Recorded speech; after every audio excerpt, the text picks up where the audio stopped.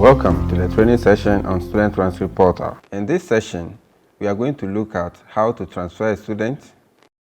To get started, you are required to log in with your username and password. Click on Login.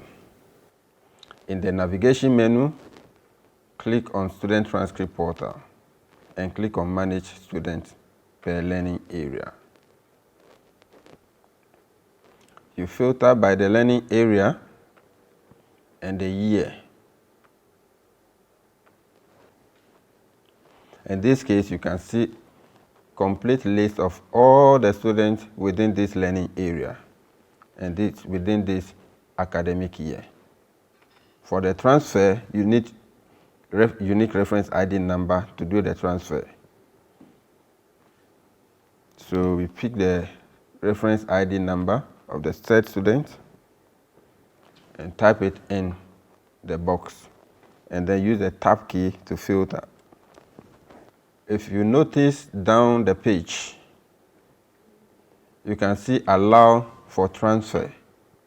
So the system allows you to do all the background check on these students that wish to get transferred to another school. If all of these conditions are satisfied and you wish to proceed with transfer, you can hit this button, allow for transfer. Before then, it is also required that you print out the transcript of this student. It is by this transcript that this student is going to present to the destination school in order to get admission. You can now hit on allow for transfer. You will notice the status here is blank. You will notice that the status changed to A.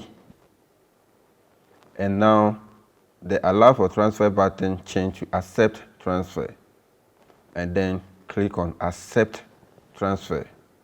The status now turned to T. This student ceased to be visible in the previous school. And all the details of this student will now belong to this new school. Now we have learned how to transfer a student. Congratulations! Now you have learned how to transfer a student. Thank you and see you in our next session.